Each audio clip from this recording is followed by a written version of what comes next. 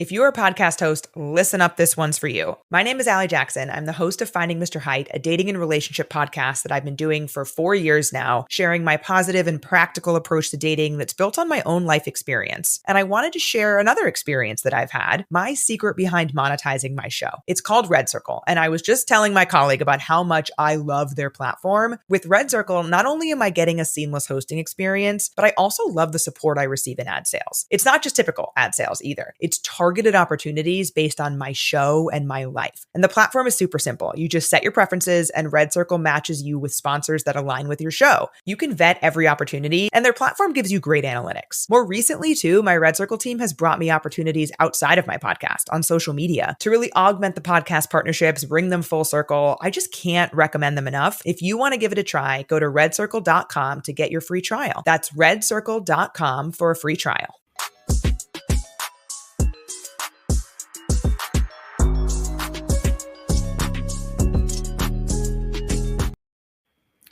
You would hear this voice so prominently coming through your speakers every fall.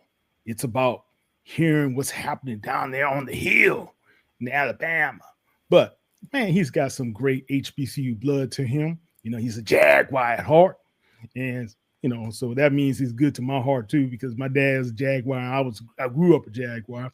But we'll talk a little bit more about that. But it's none other. My main man, Mr. Mo Carter, what's happening, man?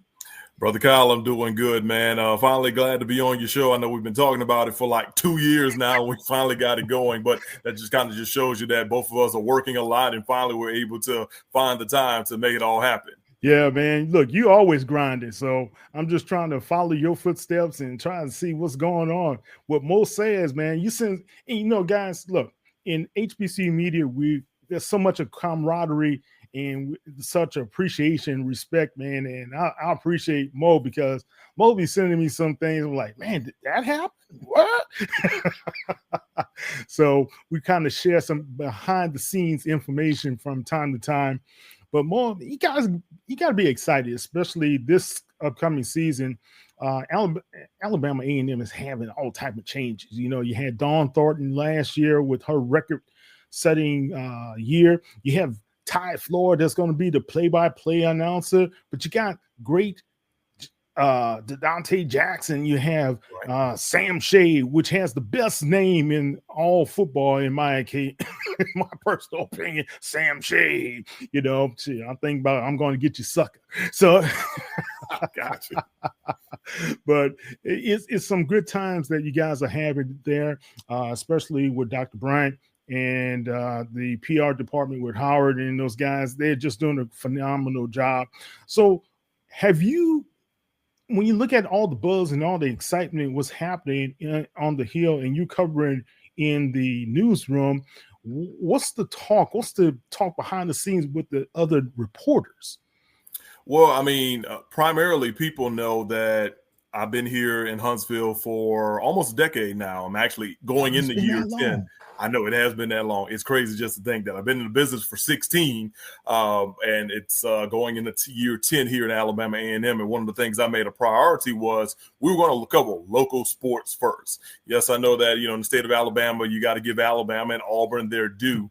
But I've always I learned this a long time ago. At the end of the day, when it comes to your big schools, big news things happen. ESPN is going to be all over it. Paul Feinbaum is going to be all over it. Yeah. SEC Network's going to be all over it. But for your local schools, that's where it's your time to shine, to let the local community and alumni know about what's going on and what's happening. That's why I've always put a big influence on making sure local sports matters, especially with Alabama A&M, a little bit with Oakwood when we get some stuff with them, along with Alabama Huntsville, and, of course, University of North Alabama, a.k.a. UNA, out there in the Florence area, which is in our viewing area, even though it's about an hour and some change, you know, to the west of us. But so I've always made that a priority. But like I said, with Alabama A&M literally being 5 minutes down the road, like legitimately, like I get on the Parkway, Memorial Parkway, and boom, I'm at Alabama A&M in about 5 minutes with that. So I've always made sure that, you know, they're in the forefront when it comes to just, you know, coverage and stuff, and anything pops out. Okay, if it's newsworthy, it's definitely going into our sports shows. And Fox 54, WZDX, my television station I work for, we have a special partnership with them them because our station airs their coaches shows. So the football and the basketball coaches shows both air on our television station, and then the A&M team chaplain, which is Pastor Troy Gardner, some of his services also air on our channel as well. So it's another A&M connection all in all. So, from a strong standpoint, yes, we have a strong connection with Alabama A&M. And, I just want to make sure that the word gets out here, there, and everywhere when it comes to local coverage of the Bulldogs. And then thanks to this thing called the internet, I can turn around and put clips out, and then boom, everybody else can check them out as well. So do you do all the editing of the clips as well, or? Majority of the time, yes, that is the case. You talk about the ever-changing flow of media. So when I began my career back in Baton Rouge at WAFB, you can kind of just say it like this. You had on-air talent at a location, you had a shooter, and you had an editor. Now that's one person. That literally is one person. So I want to say it was grateful that Southern University really kind of put that in our brains in the mid to late 2000s, that what is now known as MMJs, MSJs, or whatever, that was going to become the norm. I think they first introduced it as like backpack journalism or something, but they got away from that name. So now it's either MMJs, multimedia journalists, or MSJs, multimedia special journalists. And that's kind of, what I roll with. I've been pretty cool with, shooting my own stuff and editing it because I know what I have in that situation. Now, I do have another sports reporter we can anchor on my staff, and he does a pretty good job as well. But, when he's not around, hey, it's all on me. Yeah, man. Look, I've been doing that for many, many a year too, back covering the Saints. Bring the camera, it's you doing everything, then going back to hotel, wherever, doing Adobe, splicing it up. There it is. Man, you had to learn so many things on the fly. It's crazy, but it has really helped me out to understand what type of content to be able to push out. So it's a great thing. And I tell those young guys, hey, if you want to be in media, you just can't do one thing. You just can't be sitting behind the camera and saying, oh, just give me the microphone. Mm-hmm. No, you got to do a lot more, man. So you got to learn everything. That's what I tell young students all the time, whether in high school or they're in college. When I do speaking tours, I tell them like, hey, the more you know, the better. I'll even be like, hey, who knows how to write? Who knows how to edit? Who knows how to produce? And I'll be like, show me your hands. I'm like, all you that have your hands up, you're beating half the population because of the fact that you have that combination when it comes to skill set, because there's a lot of folks that go to college and only have a focus in one of those three things. When you have a focus in all three of those things, you kind of beat the rest of the crowd in most cases. And of course, when it comes to competition, look, no matter if you're black, white, Latino, whatever the scenario is, everybody's going for a job. For every 8 reporter jobs in news, there's one sports job. And then you got hundreds of people applying for it. I know this as someone who has applied for these jobs. I've also been on the other side of trying to hire for them. And when they say your news director or potential news director is literally looking at only about a minute's worth of your reel, it's for real because it's so many people. Right. Wow. Very competitive right now. Very. That's why you have so many people who are trying to generate their own content, put it out there, and trying to make some money, right? But when you look at linear television as well as what you guys have been doing on the sports reports, still necessary for our coverage, especially with HBCUs. Over the years, how have you seen the coverage evolve from when your days back in Baton Rouge now over to Alabama? So, clearly there's more coverage beyond television. The main thing, you used to look at is like, okay, what's coming on the news at 6, 9, and 10 most cases. Nowadays, it's not just that. It's more so of, all right, what are we putting on that's the most important on linear television? And then what else can we put on for digital? Whether it's the story that you ran on television moving over to the web, or if it's the 10-minute interview that you had that you only use 30 seconds out of. Nowadays, digital is becoming like such a big thing with streaming, especially in the newsroom. Granted, like majority of news stations are nowhere close when it comes to video streaming along the lights of a Hulu or a Netflix. But because people are cutting the cord, news industries are just looking for ways to just get minutes. If you listen to Dr. McClellan at SWAC Media Day, he kept talking about minutes and minutes and minutes. Well, it's the same thing in the news industry.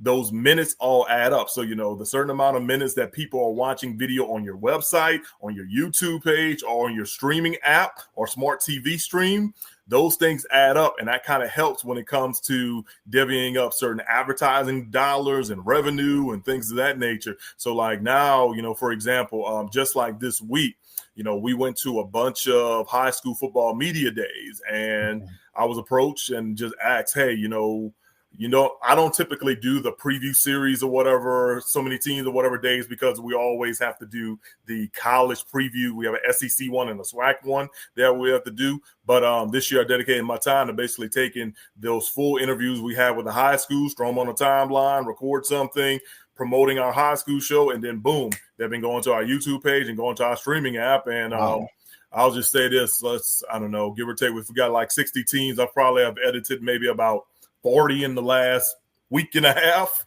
give or take, and then got them 40. Uploaded. Yeah, it's been the real deal with that. But one good thing I can say is that people are loving it. People are sharing it. People are letting the folks know about, hey, my brother was one of your interviews, or my dad is one of the coaches and stuff. I love that. So streaming is like the big thing that's definitely happening. Now, is it a challenge getting a lot of that stuff up? Absolutely, because it takes more time out of your day. Yeah. But for people who may be interested in our field, just understand the importance of what streaming will be, not only in the next year, but really the next 5 years. Streaming is very important. Understanding how to get that content up, like you said, is very important. But I'll notice something that was kind of crucial for you guys is that you have a YouTube channel, right?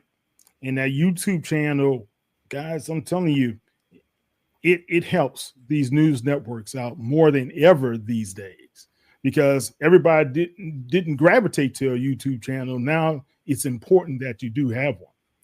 Oh, absolutely. Absolutely. I think whenever they told us we were getting a YouTube channel, I think my second year here, I was like, oh, that's great. You want to know why? Because one, by the time you do a YouTube link, you're going to get a nice picture that pops up or whatever. Every time you put a web link, you weren't guaranteed to get a picture. So some folks might have thought, oh, do I click this? Is this spam? Is this? But now because, you have that YouTube link. So because of that, it was another way just to draw and gravitate people to your website and to your products. And clearly, news stations have caught on with that.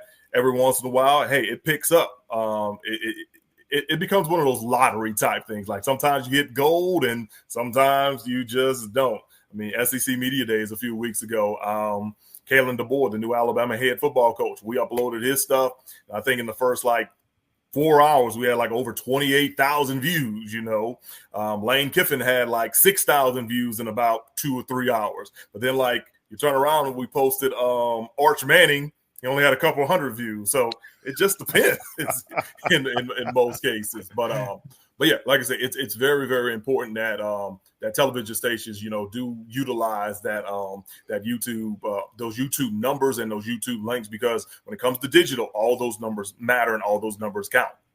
All of them matter. All of them count. You do a good job, as well as using social media to leverage some of those stories out there. And you brought some really good breaking news to people coming out of Alabama A&M as well. And thank you for that. Keep doing that grind, man.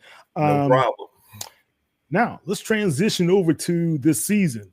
The SWAC, the digital network, the SWAC TV. You're going to be a part of it. Talk about it.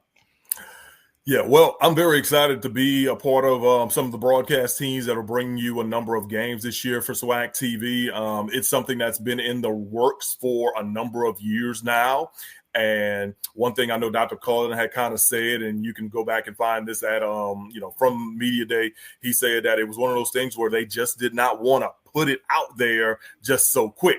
So he and the staff over at the SWAC office, like Andrew Roberts, our good friend, Jasmine Quinn, Ms. Pooler, all of them, like they were having meetings with various digital folks. They were having meetings with the SEC actually to kind of get an idea like how could they do a smaller version of SEC network, and like like the amount of time they put in these last couple of years, and it finally came to fruition. And the best thing about it, it is free. I downloaded it the day they announced it on my phone. And then when I got home later, the TV app was ready to go like the next day. I know they said August 1st, but it's been ready for a couple of weeks now. But it's going to be very, very fun. You're going to see some of the familiar faces that you've had with ESPN Plus covering SWAC games in the past couple of years, like myself and Santoria Black, along with Ken Moore from out of the Houston area. And, of course, you'll have Butch Alcedor. There's just a few people just to name. Will Charles Bishop also be? Yes, Charles is going to be a part of the mix. Tolly Carr as well.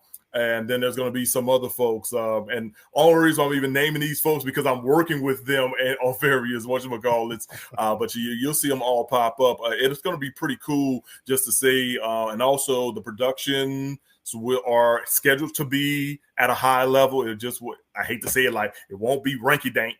It's going to be some high level production things. I know that some of the production companies that are being involved, I've worked with those individuals before, so we're throwing different ideas off of each other right now. And so are they outsourcing the production, or it's going to be a mix? It's just going to depend on where you are in most cases. Because even last year, like one of the groups I work with, the guy, his base was actually in Washington State. And he was directing literally from his couch in Washington State. But, he had the crew locally or whatever, because that was part of his whatchamacallit. So it's going to be something similar to that, but I think they'll have more feet on the ground, boots on the ground locally or whatever. Okay. You get what I'm saying in that sense, for all the different games. And it's going to be really fun and exciting. I think they put together a pretty good schedule with 45 football games. And it's just games. Legit games. So when you literally say, okay, ESPN/ESPN Plus gets number 1 and HBCU Go gets number 2, then after that, everything else is SWAC TV. It's going to be a solid mix for sure. And I think that's another reason why you kind of look at some of the times you got for certain games that they're kind of staggering some of those things out. Like I'll give you a perfect example. So I have the Florida A&M Southern game on October 25th. Ooh, that's a big one. Absolutely. So it'll be good to head back down to Baton Rouge and see some familiar faces and things of that nature. Well, don't forget, that's also the same day that you have the Match City Classic between Alabama A&M and Alabama State. Wow. It's also the same day, I think, that Alcorn State plays Valley. And, of course, you have the Vegas Classic with Grambling and Jackson State out there in Sin City. So, but as you notice, in Vegas, right? Yeah. But as you notice, those times are staggered because of the validity of those games from a special purpose standpoint. So, I want to give a big shout out to the athletic directors and coaches and admins for kind of leveling all that off to make it happen. But like I said, I'm excited about it for football, and of course, basketball is going to be on there, softball, baseball, track and field, which I also do for indoor and outdoor, are going to be on there. So it's a lot of good things. I wish I had more information to share with you on it, but the most I can really just tell you is that I've got a number of games, and a lot of the people that I'll be working with, they're excited about it as well. Now, no pressure here. I've got the first game that kicks off SWAC TV, which is Southern at Mississippi Valley. So, don't be surprised if you're checking that game out and you keep hearing me thank the people for joining us and thank the people for joining us. This is the debut or something great. Like I already have in my brain, like I'm gonna have to say it like over and over and over just because I want people to come back. You know what I mean? Yeah. Well, it should be great anyway, man. I know you're going to do a great job in the booth. I love the fact, and I need to go back. So when I spoke to Byron Allen a few years ago, when initially HBCU was coming out, HBCU Go, I should say, was coming out, and they made the deal with the SWAC. It was supposed to be that they were going to be the ones having all these 2,000 hours of production and all these different games that were going to be shown from the different sports and what have you, and that never materialized. sports. It only was football, basketball. Right. And I think now that the SWAC has taken back some of the ownership, even from ESPN, right, it's going to give them a chance to control their content. And that's what we should have been doing anyway, controlling our own content. Mm-hmm. And because let's be honest, the SWAC is a valuable resource. And I like the fact when Dr.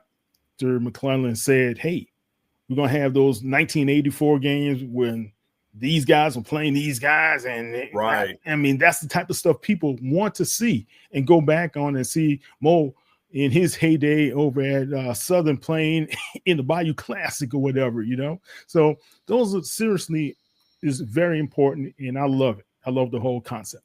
No, I love it too. And I think with him making that statement kind of just shows and proves to people that, yes, the SWAC still does own this content, but you have to kind of go through the rigorous process of signing off on certain things from an ownership standpoint. I had a conversation with someone who's been a part of the league for, a long time. And one of the things that he opened my eyes to that I never even realized was, I know everybody talks about, the days of BET and things of that nature. Well, he said, yes, while the SWAC has an ownership in a lot of that content, because there's been a changeover in ownership with BET, from BET being itself, then Viacom, Paramount, or whatever. Like, that's layers upon layers upon layers of paperwork you got to go through just to get everything fully finalized. And, you think about it. So, think about all those old school BET games. Then, the next version was MBC, which eventually became, Black Family Channel. I remember a number of games still being on Fox Sports Net through the years. So, they put a lot of work into getting these things done. Not saying it's fully complete just yet, but I imagine it's certainly in the works. You got a direct line as far as who you can ask, what's the finalization on those things. But I'm excited literally just to see a lot of those things. I be on YouTube all the time. Old school. Yeah, let's see what Steve McNair was doing back in the day. Exactly. And shout out to Alex Willie Hines, who was able to record a lot of that stuff back in the day and now put it on YouTube. I live in heaven when I be seeing some of that stuff, just in general, because not every game was televised. So if you had a televised game, it was something nice. Yeah, definitely. Good stuff, man. I just think going into the season, there's a lot of anticipation, a lot of excitement from the fans as well. Mm-hmm. And from the media, when you look at the team from SWAC West, SWAC East, it's a lot of parity, in my opinion. Of course, Jackson State is the big dogs out there because they're the reigning champ. But you still have Florida A&M nipping at their heels. You still have Alabama State. But you can't discount what Coach Shade could possibly do for the Bulldogs this season as well. Could he be one of those teams to jump up and catapult and leap up to the top slot? I know the first day he said he wasn't quite happy with the practice that was out there. But what are your thoughts about his leadership on the hill right now? Man, I love Coach Shade. I've been knowing him for a number of years, going back to when he was at Miles College, and I was covering a number of games for him with the Black College Sports Network. Matter of fact, the first game I ever covered with him as a coach actually was on ESPN Plus for the SIAC. Okay. Myself and Dwayne Walker, we had that game and we're getting ready to play Tuskegee. Of course, the SIAC, they would always have a big bash of games on ESPN Plus for the final week. And of course, for people that know, Tuskegee and Miles, very, very big rivalry. Those schools those are located not too far from each other, down I-65 and then hit I-85. So the most interesting thing, though, that year was, of course, the previous coach. He had left Miles, and he had basically built Miles into whatever it was, and he basically took the entire staff and took the entire roster and whatnot. So Coach Shade and them didn't really have a lot to work with, and he got there late. On top of that year, I'll never forget, he said he told us, he was like, look, you're going to see a bunch of second and third string guys and a bunch of walk-on guys, but they're going to come to play. We may be 1-9 on the season, but you got to think we lost this starter, whatever. And it was crazy because Miles played a very, very good game. They forced double overtime to where I'm sitting here like, okay, we're at Tuskegee. It's like 4:30. You know where I'm going with this. Are we even going to finish this game because of no lights and things that they have no lights out there at that time. Now they have lights. Yeah. But they put up a good fight and ended up losing in a double overtime. Well, the next year he finally gets all his guys together, has a pretty solid team. All of a sudden, they score a victory here. They beat Alabama State at Alabama State and score a couple other victories. And then they get to a situation, I think it was like either the last 2 weeks, where they were like in a 4-way tie for second. And and literally, if they would have won that game in the second to last week, they would have actually went on and played Benedict for the championship. But quarterback got hurt and things just went to the left or whatever. But all of a sudden, it's like, it's almost like a worst to third situation. Oh, worst to third. Yeah, worse to that, worse to first, but worse to third. So, which is still good. Well, the next year, they just come out and just dominate. He just dominate from top to bottom or whatever. And then all of a sudden, he has Miles. He lets he wins the SIC championship, a first-round playoff game as well. And then things were just rolling with that. So now that I think he's at Alabama A&M, the cupboard isn't as bare, like talking about, but he still had to kind of mold it. I've kind of noticed from the spring practices and then the first practice I went to for fall camp, you can kind of tell the mindset is different and the players are buying in. I know it kind of sounds cliche or whatever, but I'm seeing it truly. And then on top of that, Coach Shade was no slouch when it comes to playing. He was an all-conference SEC player that won a national championship at the University of Alabama, played almost a decade in the NFL, and then on top of that, he came back and became a great recruiter on the college level and also a good high school coach. So the guys are buying in. I think Alabama A&M will be in a situation where they'll be good for the future if they beat some people that they may not be expected to do so this year. It could happen. But he already told me, he was like, man, we got to take the wait and see approach. We really, really do, because of the way the schedule is stacked up. Of course, they play Arkansas out the gate. We know what that's all about. That's a big one. Yeah, that's a big one. But then after that, they've got Alcorn in a non-conference game. So that'll be interesting. Then they'll face Lane College. Then they've got Tennessee State in a renewed rivalry, which should have been happened, but I'm so glad they finally got that going. So they'll take on Reggie Barlow and company. And then, after that, I think they got Shade against Barlow. Right. Two former NFL guys who have played each other, which will be, pretty cool, because that means Coach Shade will face a number of former NFL guys in the head coach position, from Coach Barlow, of course, Coach Eddie Robinson, Coach Dishman. Huh? He's going to play Buckley too, or are they playing? Yes, he'll play Terrell Buckley. That's their homecoming game. Yeah. So he's got at least 4 games of which we've got former NFL players who actually had decent careers at that too. So, but the way everything is stacked up, I think they can make some things happen. But I've kind of learned with Coach Shea, you literally have to just take it one game at a time. So if they can be on the uptick, they could be in the mix. It'll just all see. I still think it's Jackson State's division to lose or whatever. And I only say that just because they replace a lot of guys they lost with either folks who got some playing time or just some guys that may have been better. And they have Jacobian Morgan, who I think is one of the better QBs, not just in the SWAC, but also in the FCS, because he's a really good game manager and he can really make plays when you need him to make it. I noticed that a lot last year in the games I had with them, but we'll definitely see. And as you mentioned, that word parity, that is huge for the SWAC this year, both in the East and in the West. Ooh, the wacky West. Yeah, look, man, I tell you, and I was telling a couple of these guys, and I told Wilton Jackson this. Coach Dishman looked awfully confident in this team, and I'll get a chance to see them first time tomorrow morning. But Tremaine Jackson seems awfully confident in his team. Coach Graves seems awfully confident in the Jaguars over there as well. So you look at all of those guys, and Mickey Joseph, they've got, I think the pressure is really on Mickey Joseph this year. And a lot of Graham fam has said this, and it's kind of unfair because it's only his second season, right? Right. So, but they have been thirsting for a winner. We thought Hugh Jackson, his NFL experience would be the kind of take them over the top. It didn't never happen. Never really happened. And now you have Mickey coming in, Louisiana boy, back home and and he made that declaration at his press conference, what they were going to do, and he did not.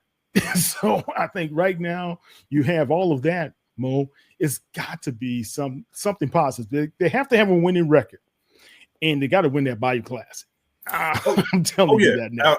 Absolutely. I mean, Mickey told us that at media days that clearly he was upset that he didn't coach better in various times, and then he said it hurt his heart to lose the Bayou Classic in the city that he grew up in, just in general. So he understands what's going on, and of course, because he is a Louisiana guy, he understands not just what it takes to win those big games, but also he understands how fans can turn on you quick, fast, and in a hurry. We saw that with Dooley, right? Exactly. You saw it with Dooley. I mean, you saw it with the previous coach as well. So, and I'm not even talking about the off the field stuff or whatever with the cars and belt and get the Maybach. For real. But no, Coach Jones in a poor town. Yes, that's what we need to see, Coach. Yeah, Coach literally told us though, like they got to get out there and they got to win, and that's why he had to like do some soul searching with his staff and with his roster as well. So he said expect some improvements. But clearly he got to push him through the preseason and get him ready for the regular season going on. And then he made like a interesting statement to the crew that we were interviewing too. He was like, man, if you think about it, we got to find a way not just to beat Southern, but we got to find a way to beat Terrence Graves. Because if you think about it, Terrence Graves is on like this undefeated streak when it comes to the Bayou Classic, because clearly he both interim times and then after that. Correct. Both interim times, the regular head coach, assistant coach. So he joked, he said, that's a good friend of mine. I got to find a way to beat him because he's the one that's really, really making it happen with them just in general. So, but I know he said that he really, really had to study his roster and get these guys like to buy in. I mean, he brought Xavier Tset from Southern, of all places, in to be a part of the QB battle, and it'll see how it goes or whatever with him. I think he's a talented person. Just sometimes the pressure may get to you, and you have to understand just what's going on moving forward. So we'll see what happens with that. I mean, he's a Scotlandville guy, so he's used to wearing black and gold. So we'll see what goes on in that QB room. But I know for Grambling, last year the defense carried them a whole lot, and then when the defense didn't carry them, the offense struggled tremendously, and that's got to change as well. Look, I saw it in that Texas Southern game. It was kind of neck and neck, going back and forth, and then all of a sudden, when was it Biden? No, not who? Yeah, he had Biden last year, right? For Southern? No. I take that. I'm thinking about Biden was at Southern. Biden has been at Grambling before. You're right. No, but they lost their quarterback in the Texas Southern game as well, because Texas Southern, they knocked out a couple of quarterbacks at Shell Energy. But Miles Crawley, that's what it was. Crawley. He got rolled up on or something. So when Crawley went down, you could see the sideline kind of deflate. They got deflated, man. And it was tough for them to be able to bounce back with that backup that they had that came off the bench. So, I like Mickey because I don't know if a few people remember this. When I was going home, I would hear, "Hey, Mickey, you're so fine. You're so fine. It blew my mind." Hey, Mickey. Mickey was throwing that ball up and down the field in high school, and he was the man in New Orleans, man. I heard. Mickey could ball. I heard. And then on top of that, so like his brother Van, yes, he actually played. So my uncle, my mom's youngest brothers, my Uncle Frank and my Uncle Leslie, they actually played against Van in high school. And it's funny that my uncle's telling me this is like crazy. You know, they're crazy just to think that like they not only played Van Joseph, they also played Warwick Dunn as well because they played Catholic High of Baton Rouge on the non-conference schedule. I'm like, what kind of non-conference schedule did y'all have to where that was going on? But yeah, and you know, clearly they were like, hey, you know, you was there too. I'm like, yeah, I must have been like 1 or 2 years old, but no, they played. You know, they played them during those stretches or whatever. And now I'm not saying that both of my uncles played both those guys, but there was a stretch where they actually, you know, definitely did. So, and then of course another family relative of ours, Sean Preston, also in the mix as well. You know, so they all remember each other. Matter of fact, Mickey and Van have become good friends through the years stuff too. Not Mickey and Van, those are brothers. Mickey and Coach and Sean Preston have been good friends through the years. When I told them I was from Assumption and the point of it, he was like, oh man, you got to know Sean Preston. Like, man, that's kinfolk right there. Yeah. Wow. Small world, man. Small world. Look, Mickey was the man. I kid you not. He had everybody talking about him. The whole town was buzzing when he made that track. Hopefully they were trying to win that state championship. Let's see. Did they? No, they did not win, but they got close. They got close. I tell you that much. All right, let's talk about this, man. I wanted to get, before we go into some predictions here, when it comes to that roster, the quarterback position, of course, everybody wants to know what's happening. And just got word that Mekhi Hagan is off the team, and coach didn't want to elaborate any further about what was going on, but it's due to academics, we understand. But there's 4 other guys that are really potentially good. And I think, was it Mr. Brown is the next guy up, so to speak. So talk about what to expect there from the quarterbacks.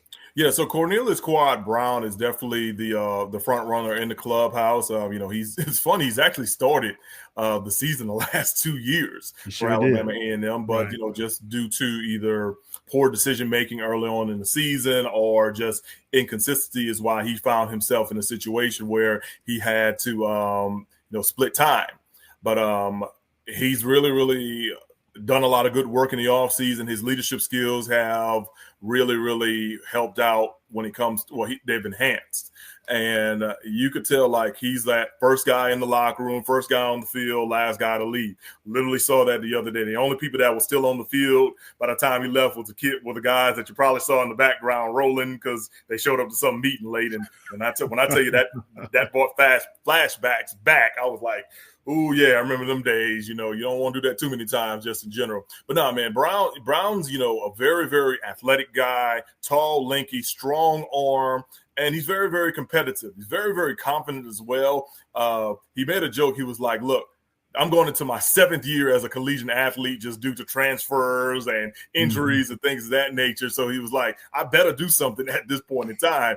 And I was like, well, you already got your degree. He said, yeah, I'm already working I was like, I'm almost done with my master's too. Oh, I said, really? well, you've already done 2 pretty good things. Now you want to make some things happen on the field. So I think, you know, with that being said, and he just falls into a good situation where you have a new staff. So, you know, every position is up for grabs. So if you can literally get out there and be like, okay, hey, I need to lock this down, then that's the case. But one of the good thing I can say, there is competition in that QB room. But I think Brown is certainly the front runner, and he'll probably be the starter for the season. He just keeps things up. Everything should be good to go with that. But, you know, what if everything you've been taught about happiness is wrong? We chase careers, approval, more stuff, hoping it'll finally make us feel fulfilled, but it never sticks. What if happiness isn't out there, but already inside you, just waiting to be unlocked? Discover the book, The Happiness Experiment. Every person has a unique happiness type, and when you understand yours, everything shifts. You'll stop chasing and start creating joy on your own terms. Discover your happiness type with a free happiness type assessment. Go to myhappinnesstype.com. That's myhappinnesstype.com. It takes just a minute and it might change your life. Then grab your copy of The Happiness Experiment at Books A Million. This isn't just a book, it's a practical framework, a journey inward. It's a tool to help you reconnect with the happiness that's been waiting inside you all along. Pick up The Happiness Experiment and start your happiness experiment today. we'll definitely see. But he definitely showed out in the spring game for sure.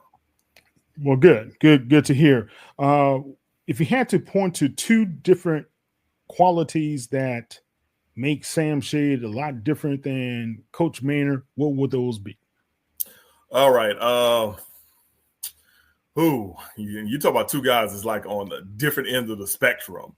So Coach Shade, to really compare him, like Coach Shade's like his approach is like a bulldog.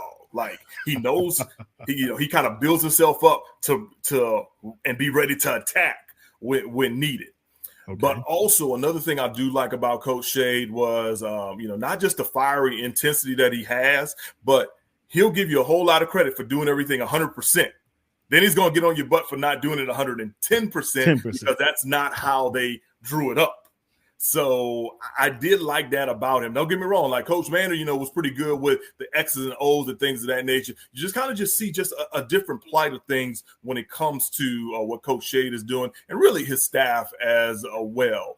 And it's just one of those things where there's just a difference. Don't get me wrong. Do I miss, hanging out with Coach Maynor and seeing him? Absolutely. I mean, we built up a very, very good relationship through the years, whether it was just, reporter and coach or actually, colleagues just in general. I mean, his wife looked after my son one day at practice when we ran into a situation with, with preschool and babysitting and things of that nature. And I've been forever grateful in that situation on that too. But like I said, overall, like I actually talked to him not too long ago. He said he's doing well and, good for the next best thing and stuff. But now with Coach Shade, I mean, it's just a matter of, he wants to show everyone what he's worth. And this is the next best opportunity. And he's an Alabama guy.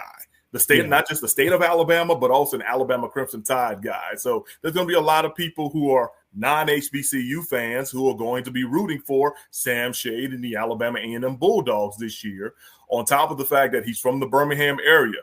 He said he went to every single Magic City Classic until he went to the University of Alabama. So he knows what that game means. And he also said, look, I got to put my friendship against Eddie Robinson on hold for a week. I'm like, not just a couple hours. I'm like, no, I got to do it for a week because that's how, you do it for a week so you can prepare for a year. So I totally get that sense. So he understands the benchmarks he's got to make happen or whatever. And everybody keeps asking about it. He was like, look, I know Magic City Classics at the end of October. Let me get through August. Let me get through September 1st. Yeah. His mindset is certainly taking care of what's tomorrow and what's up next before looking at what's down the road. You brought up Eddie Robinson Jr. Mm-hmm. And I think the fans voted Alabama's state's program as the number 2 program in the SWAC that's under pressure. Great coach. That's my homeboy from New Orleans. They just they've been snake bitten at the quarterback position. Yes. Andrew Body, he's like family here. Love Andrew to death. I've seen him mature from a young freshman all the way to where he is now, right? Yes, sir. Don't know if he's going to be fully ready when it comes to the start of the season. So it looks like Mr. Key will be the one getting most of the reps in preparation for the opening season. Talk about in Alabama what's happening there, especially the buzz from the Hornets faithful. So the main thing is Alabama State fans just want some sort of offense. That's what they want. If they can find some sort of offense, that will be a huge key to success. Because let's be for real. Eddie Robinson Jr. is always going to have a great defense, no matter what the scenario is, no matter what the transfer portal looks like, no matter what it is, guys going in and out and leave. They're always going to have a good defense. It's just a matter of can they get that offense rolling. And big shout out to Kareem Key, who played quarterback in high school, then was a receiver most of his college career, and had to step up and be a 5th string quarterback.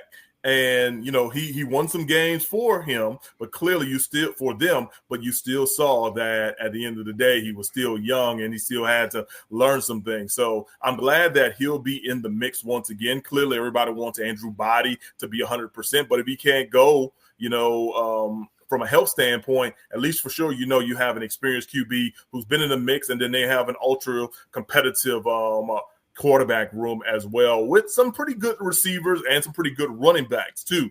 So that's the main thing for the black and gold down in Montgomery. They certainly just need some sort of offense. They get some offense going, then the defense will definitely help them out all in all with that. Because, I mean, you think about it like this too, and I called this game last year, the Jackson State, Alabama State game.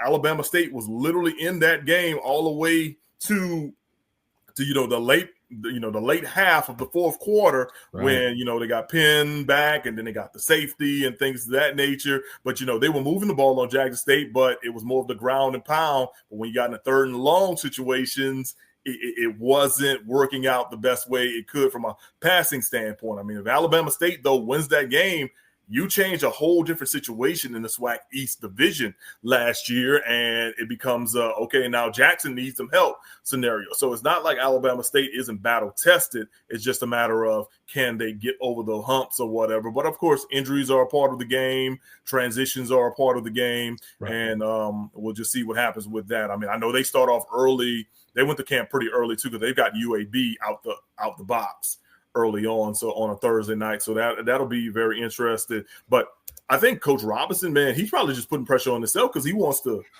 bring a trophy back to Montgomery. Yeah, he wants to do that. And of course, remember, he is SWAC. Well, at the end of the day, he still has not won a SWAC championship just yet.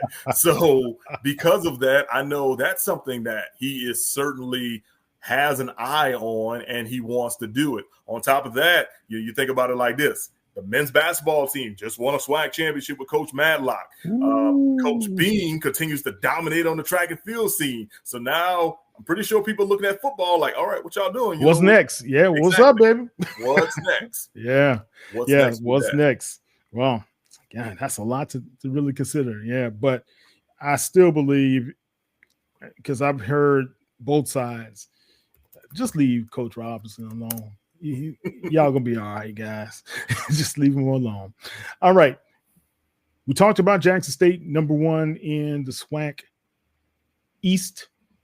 Then would you say Florida A&M would follow those guys, or do you have someone else? For right now, I would say Florida A&M would, and it's only because it's the day and age we live in now with the transfer portal and so many guys leaving, so many guys coming in. Lots of times, especially I used to be able to say, okay, coming out of spring, this school would be my favorite. This will be this. I can't really do that anymore because, you still have that spring window, that spring portal window where some guys may not think it went well, and then they're out, and then other guys are hopping in and trying to come there. So you try to analyze rosters. So for what it's worth, I would basically just say because of the returners that Florida A&M has is really why I have them second. But collectively, that's literally how it is, across the entire landscape. Now, also, I think that's another program that, clearly they won a championship not long ago, but I think a lot of people were hoping that they were going to go to back-to-back, and it seemed like they were. And then the game at Jackson State. Oh my God. That game happened. That fourth quarter was brutal. And certainly. Yeah. If you were a Rattler fan, it certainly was. Now, if you were a Tiger fan, you were ecstatic. Yeah. Well, they had them on the heels, man. Exactly. So they had them on the heels, and it looked like the upset was coming. But hey, defense rules. All right. Yes, what's your opinion just observing what's happening in the SWAC West? So once again, like I just said, because of the transfer portal stuff, I was not surprised that Coach Terrence Graves and the Jaguars were selected to be the preseason favorite. I mean, you do have Kelby Givens coming back, a preseason All-American candidate, also SWAC Defensive Player of the Year. From last year, and he's the preseason. Well, he was the defensive player of the year.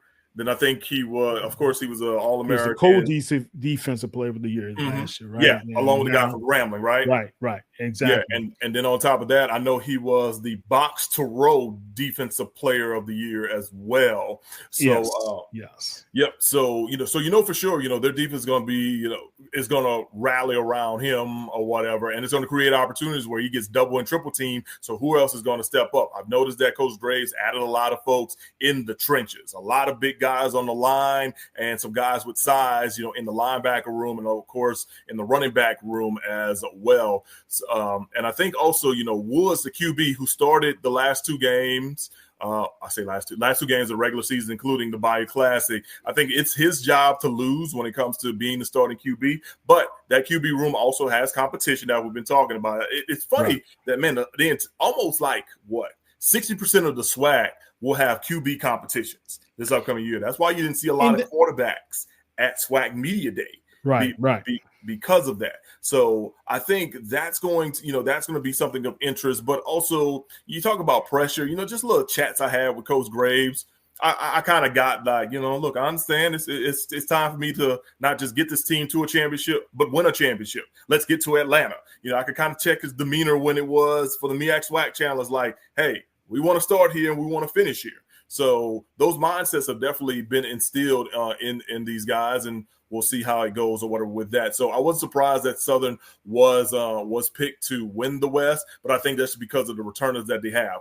Everybody's been talking about PV. I mean, their coach, he did a tremendous job at Valdosta State, and what he's doing right now, building his roster, I kind of almost have to say, what did you expect him to do? Like, you weren't going to expect him to just sit back and do nothing, twiddle his thumbs or whatever. He's got to find some work. But I think it kind of just goes back to, all right, so how does that translate to the playing field? How will that translate when you play Texas Southern in the Labor Day Classic, which, I'll say this, for a long time, I know there was more of a budding rivalry between those schools, but like now that rivalry is really, really coming to life on the fact of it's amped up, taking notice of what's going down with it.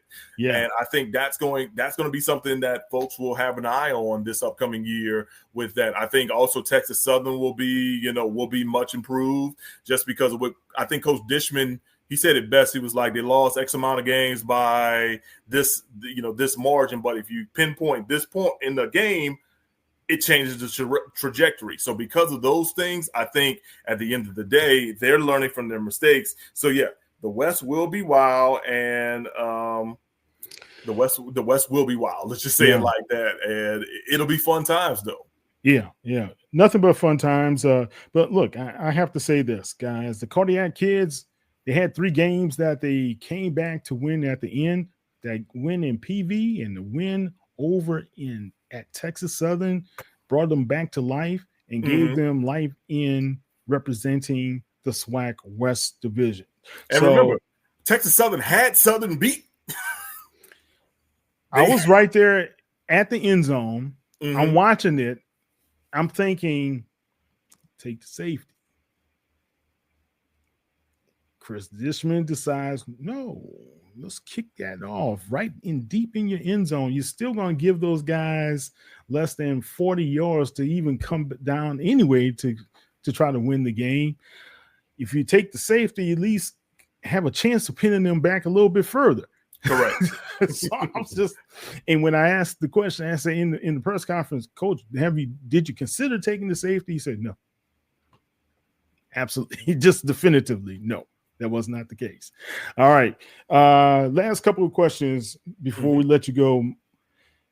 Carson Vincent, that was huge for that Alabama A&M program, for him to be the lone HBCU player drafted by the Baltimore Ravens. Yes. Talk about that just briefly. Well, one cool thing about Carson Vincent is that he had an opportunity to go anywhere he wanted to after his junior year. A lot of power conferences, I don't know if we call them Power 4 or Power 5 anymore. Yeah, so I just say power conferences showed him some interest. But because he had an HBCU background with parents who went to and graduated from various HBCUs, he wanted to continue that journey. One good thing, though, when it comes to a guy like Carson Vincent, he still played on a high level, not just in the SWAC, but he played against Vanderbilt. He played against Auburn. So guess what? Pro scouts who are there that want to consider giving him a chance, we're seeing what he was doing against the higher level of the competition. All of a sudden, it's like, hey, we got this guy on our board, mid-round pick. And you think about like the Baltimore Ravens, a team that has always found the diamonds in the rough. You think about a guy like Ozzie Smith, who's been in charge for a number of years. And because of Newsom. I'm sorry, Ozzie Newsom. Ozzie Newsom was actually here from North Alabama, as a matter of fact. As well as Smith, right? Isn't he from? No, he's from Mississippi, right? I think he's from Mississippi. Yeah. Okay. Yeah, so he knows how to find those diamonds in the rough. I know he's not with the organization from a decision making standpoint anymore, but he still got a little influence juice here and there. He and Shaq, right? Exactly. So because of that, all of a sudden that he's being recognized. I was there for the ceremony. We got the Senior Bowl invite, the only HBCU player going to the Senior Bowl. Then he goes to the combine, and it's kind of like, nah, man, we made it. It's just a matter of when is he going to be selected? So to see him get selected, and then also, I've been seeing some camp stuff or whatever.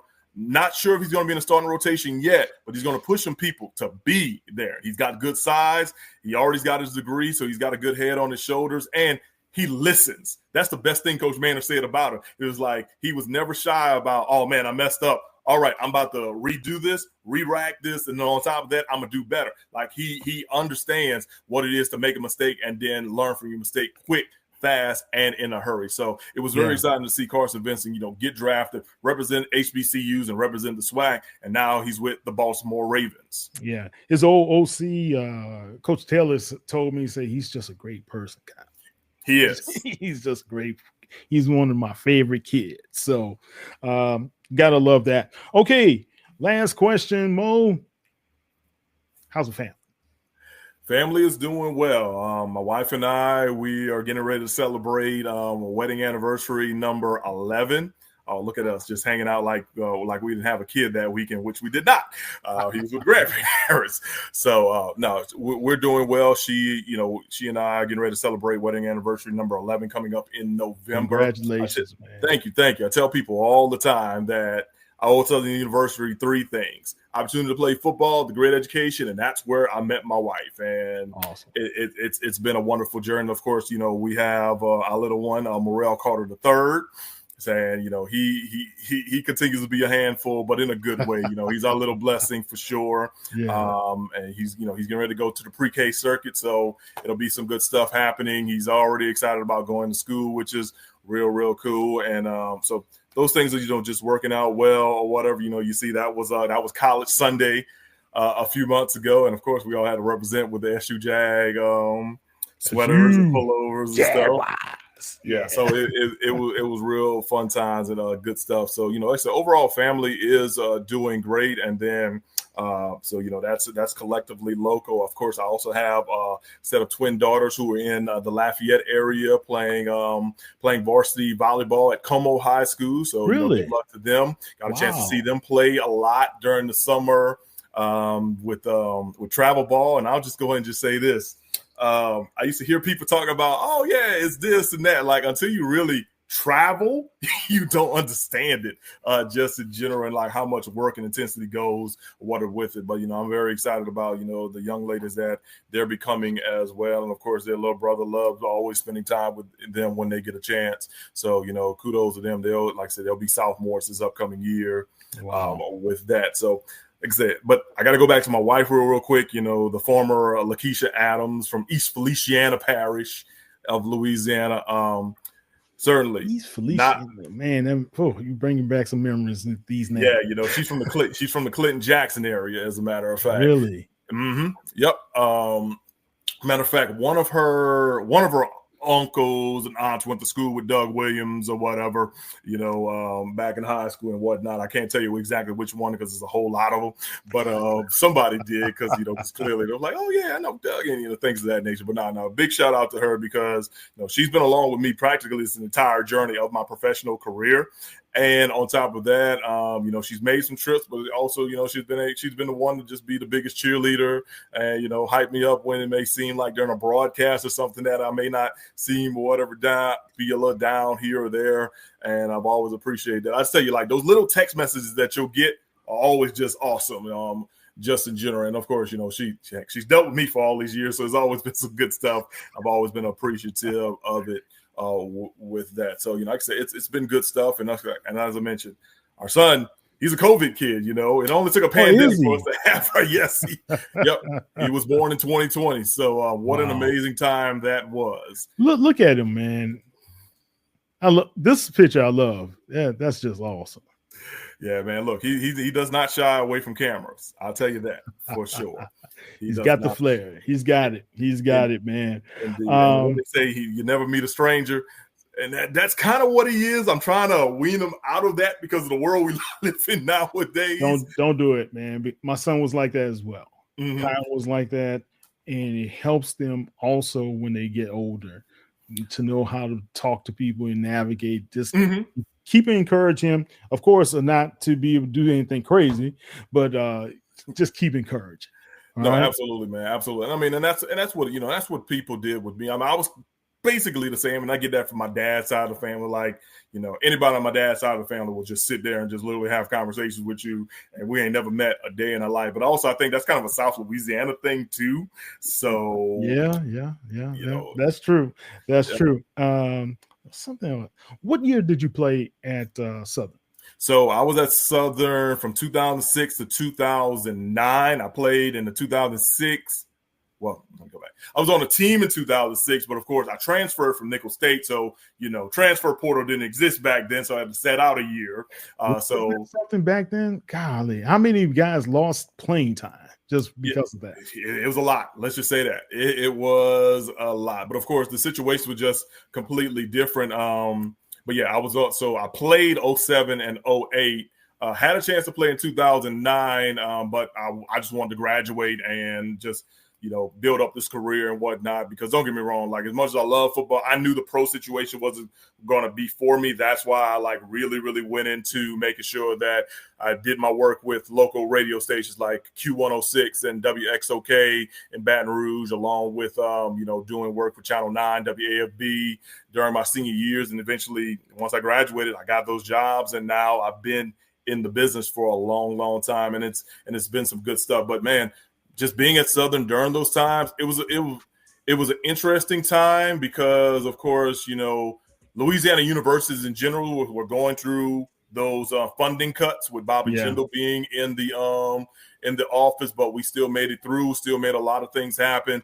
Man, we had a lot of people who came on campus. I remember Spike Lee being there, Nikki Giovanni, Jackie Reed.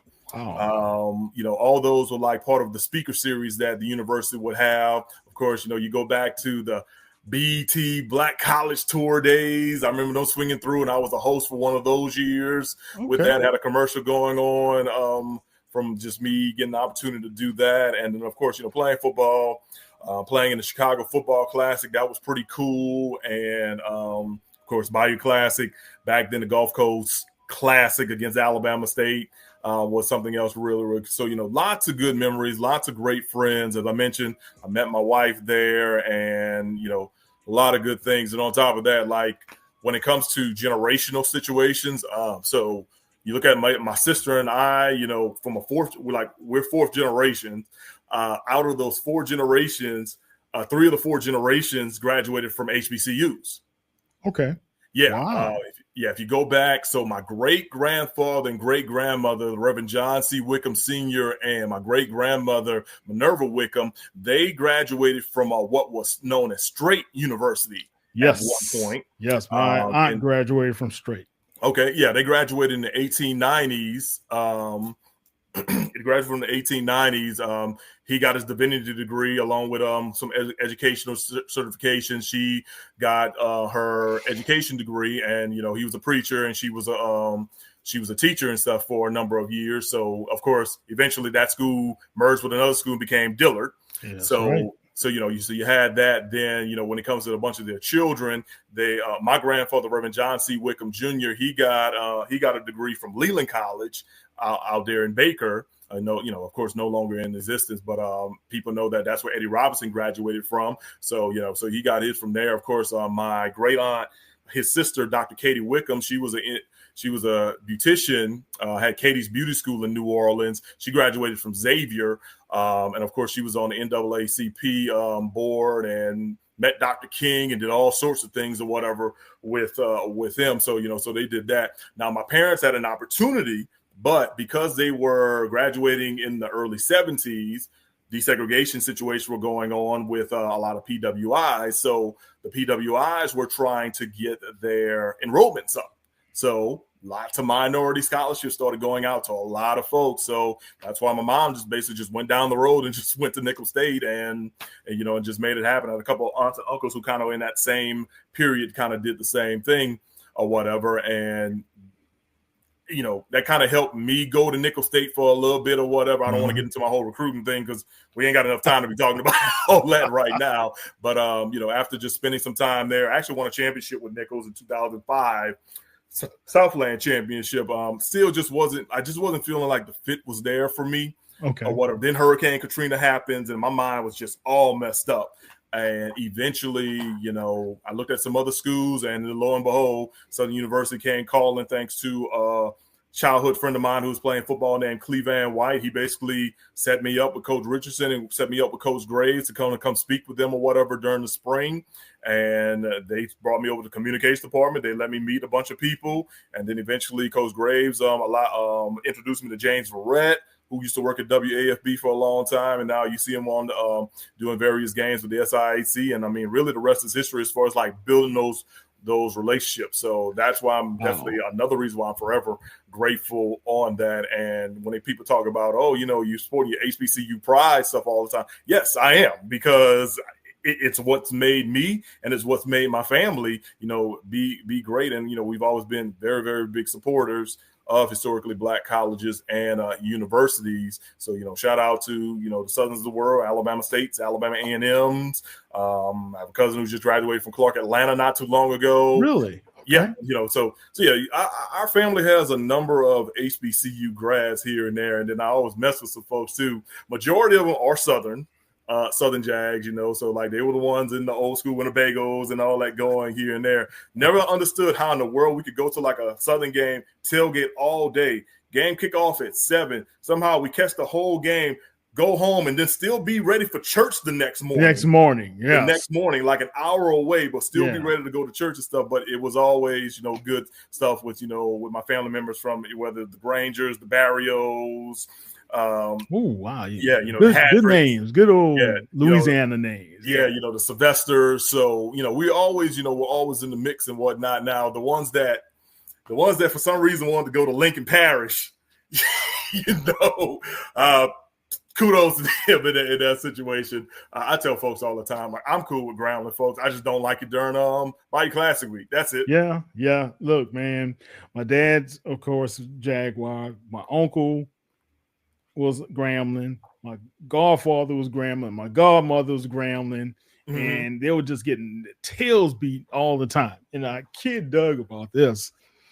I went to the first Bayou Classic at Tulane Stadium. I was bawling. I was crying. I was like, why do they keep on scoring? Doug was throwing bombs all over the place. The score was kind of close, but it didn't, as a kid, like 8 years old, it didn't seem like it was that close. Mm-hmm. And then my cousin started dating a guy at Southern. If you probably know the name, Kenny Times. Yeah. Mm-hmm. I recognize the name. Yeah, that's my cousin, man. Okay. And we call him Body Snatcher. And they were the team that ended it for Eddie Robinson when they put the first win in the Bayou Classic. Yeah. So, and I remember we were supposed to go to the game, but my dad was like, "Nah, I don't want to go. We're just going to lose again." Let's listen to it. I was like, that was the game we should have been at. They finally won. So, I understand. I totally understand. I can add one other thing real quick. So I grew up in Assumption Parish, Napoleonville, Louisiana, went to St. John Baptist Church under Reverend Lewis C. Clark. Well, Reverend Clark has Southern University ties, while his wife, the late Gloria Clark, she was a Grambling grad. And not only was a Grambling grad, she was very close to Eddie Robinson. Like, when she was an undergrad, she kind of helped out with educational things and study halls and things of that nature. So like Eddie knew who she was, to where my only time I got a chance to actually meet Coach Rob was because of a Grambling alumni thing, and that brought him down to Thibodeau like in the early 90s. So she was very, very close. Well, clearly whenever Coach Richardson came around and he was doing what he was doing to Eddie. Some of those church members that either had those Southern ties or were Southern grads would always get on her, but she would never hold it down. She was respectful. She was respectful, and then of course, it get a little cold in church or whatever. So instead of her pulling out a blanket, she put on a nice little Grambling jacket. Yep, she put on a Grambling jacket. And back then, it was such good fun to go against one another. Look, my dad couldn't hold it down until that finally they got off the snide. But the thing I remember also, when I finally got to Houston back in '89, I met a girl and we started dating. And I met Eddie Robinson at the hotel across the street from what is NRG Stadium now, but it was still the Astrodome back then, right? And they were playing the Black College All-Star game. Gotcha. And he was the coach of it. And when I met him, all I can remember, I was like, I'm meeting Eddie Robinson, right? His hands must have been wrapped around my hand around twice. Yes, he had some big hands, and they were soft. That's what I remember as well. I was like, and he sat there and he talked to us for a good long time, and but he's just a really, really class person, and I really did appreciate the opportunity to meet him before a few years later, of course, he passed away. So, but anyway, those are good memories, man. Good memories. Oh, without a doubt, man. Without a doubt. That's another reason why, like, as my son gets a little older, I want to make sure that, that he understands, his heritage, understands the backgrounds and the history. I've even told my wife, I'm like, look, we got enough great people in our family, like talking about, for him to literally do his social studies projects on those, one of those great folks, compared to, going doing the typical Dr. Kings and Malcolm X's and things of that nature. As a matter of fact, I actually have so my grandfather's first cousin was a Tuskegee Airman, as a matter of fact. Really? Yeah. Wow. Yep. And then it's so funny because, like, whenever you see, like, the various pictures of Tuskegee Airmen, like,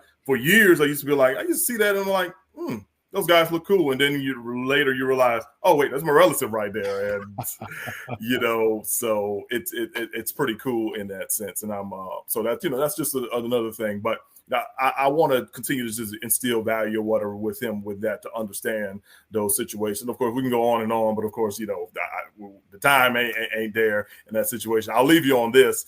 I did have I'll say a relative. It was my grandmother's cousin, Audrey Castine. She was actually Miss Dillard, like in 1958 or 59. Well, she was there around the same time my mom was there. Yeah. She was there. She was there back when Dillard and Xavier used to play their version of the Turkey Day Classic. That's right. Sure did. Yeah. And so that was a big deal, man. Big deal for all of New Orleans back then. Correct. So, but yeah, so like, so clearly those family roots were from Assumption Parish, but you know how it is when you find jobs, you want to better it off for your family, you move on out there. So yeah, so Audrey was, and her family and whatnot, they ended up being in New Orleans. And then, yeah, she was like Miss Dillard, like, I want to say like it was 1957 or 1958. It's one of the two. I've got some historical documents. And I know it's like there's a little clipping that my grandfather, just caught about. Hey, this is Miss such and such. She'll represent Dillard University in this year's parade as they get ready for the big classic and things of that nature. So I'll just say this: I have so many reasons, literally, to just continue the history when it comes to making sure that the heritage continues to go along. Now, granted, I still got, my son's 4, so still got about 13 years to figure out what he's going to do. It comes quick, Mo. I just want to let you know, it comes quick, man. Oh, I imagine that it does. But look, I was talking to somebody. I say, man, I remember just holding Kyle, and next thing you know, he's in college. Man. Right.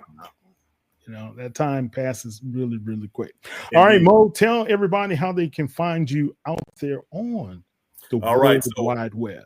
So on social media, Twitter, aka X, you can find me at Mo Carter Fox 54. You can also find my professional page looking up the same way.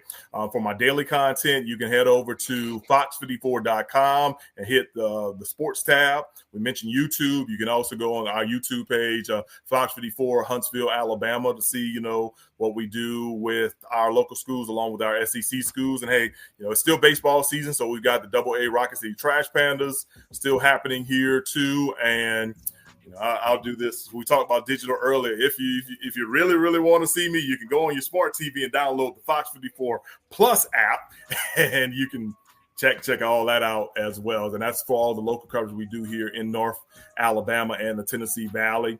Like I mentioned, this upcoming year, you'll see me for a number of games on SWAC TV. Make sure you download that and check that out. I have the opening game on Labor Day weekend, Southern University at Mississippi Valley. So no pressure there on the fact that I get a chance to kick it off, but it's going to be some fun stuff. And of course, I do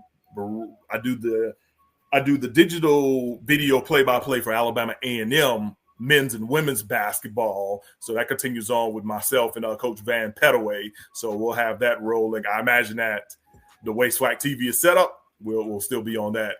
We'll have that like locally they'll produce it and it just moves over to the SWAC TV space with that. So that's real good. That's good. Good sharing in that. And guys, support SWAC TV because I know ads are going to be running. They need to be able to generate some funds, man. We got to make this thing successful. We got to make it successful for the member institutions as well. Please support SWAC TV. Mo, man, it's been a pleasure, baby. Indeed. Yeah, we definitely have to do this again and chat it up once again, because I'm pretty sure with you being from New Orleans and my hometown being about an hour away, I'm pretty sure we'll be able to cross the line of some folks we know here and there. I had some relatives who went to St. Aug, and grew up in the lower Disgusting. 90s. We call them Saint Disgusting. I'm a McDonald 35 guy. I got you. But yeah, as a relative from St. Aug, I had another cousin who went to Brother Martin, had a few that went to Fort Che. So they all around, here, there. Brother Martin was just listening a mile away from my house, man. Okay. Yeah. So I'm Kyle T Mosley. That's Mo Carter. You can check HBCU Legends out on all social media platforms, as well as me, KTMOZE, on social media as well. Mo, like I tell everybody, we like Bernie Mac. We're family now. You can't get rid of us, no matter what you try. All right. You guys check out Mo. You guys have a great weekend. Be safe out there, you guys, and always be tenacious. Take care. Bye.